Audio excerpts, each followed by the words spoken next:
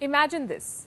Your bank balance has dropped to zero, your secret data has been wiped out from servers, stock prices are going crazy, trains aren't running because the control rooms don't work, airports are not operating because their computers have been knocked out, you can't drive anywhere because the traffic lights are stuck on red, there's no internet because power routers have been destabilized. Within a matter of hours, your entire country plunges into chaos and you don't even know who's behind it.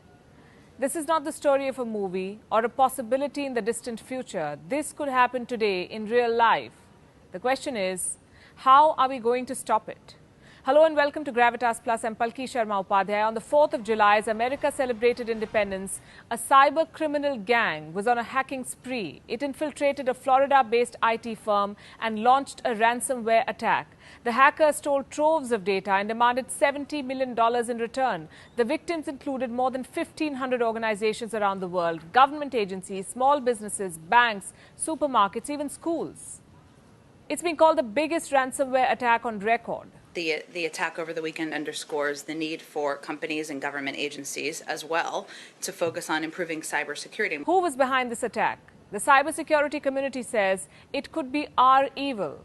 A group of hackers that was also behind the SolarWinds hack of 2020. That's when a Trojan horse exploited the software of 3 US firms, Microsoft, SolarWinds, and VMware.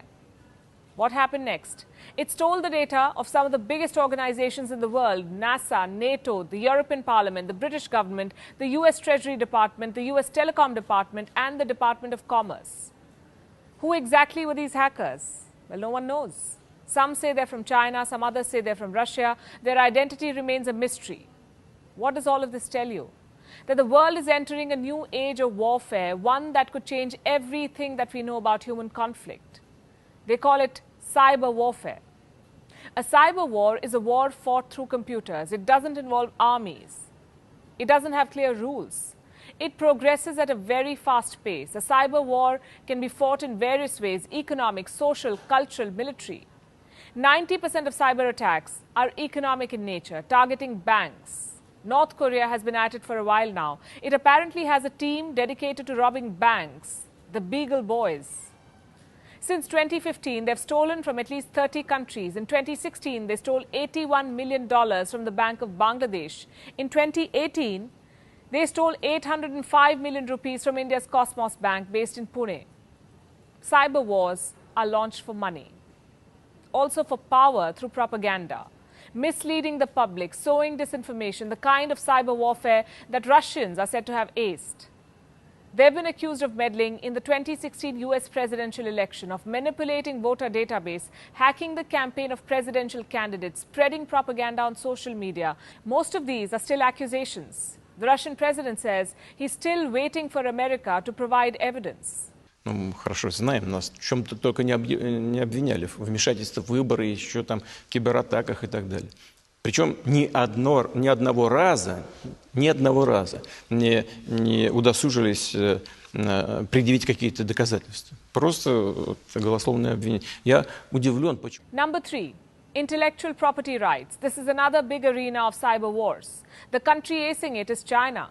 In April this year, a network of suspected Chinese hacking groups carried out a cyber attack on Microsoft emails of at least 30,000 American organizations. It's not clear how much data and ideas they stole. And then we have military attacks, the most potent threat. This includes espionage, corrupting information, disrupting military programs, controlling command rooms. Now, most of us tend to think of Russia and China when we think of such attacks. No one ever thinks of America, probably because the Americans are good at PR, always portraying themselves as the good guys. But Washington's capabilities in carrying out cyber strikes are unparalleled. Have you ever heard of Stuxnet? It was a computer worm detected in 2010. This worm almost crippled Iran's nuclear program. It was a marksman's job. The worm was introduced into an Iranian power station through a USB flash drive. It then spread across the nuclear network, explored it, and looked for weaknesses. Once it found them, the worm altered how the key systems operated, leading to the failure of critical components. How much damage did it cause? Quite a lot. It damaged at least 984 of Iran's uranium-enriching centrifuges or machines. By current estimates, this has led to a 30% decrease in Iran's uranium enrichment efficiency. Who was behind this worm attack? It was said to be the handiwork of the CIA and Mossad, Israel's intelligence agency. Says who? Iran and Edward Snowden. It gets more interesting. Let me show you some images. They're from places that you may have never heard of. This is Flying Dales in England's North York Moors. It's an Air Force station that has no planes at all.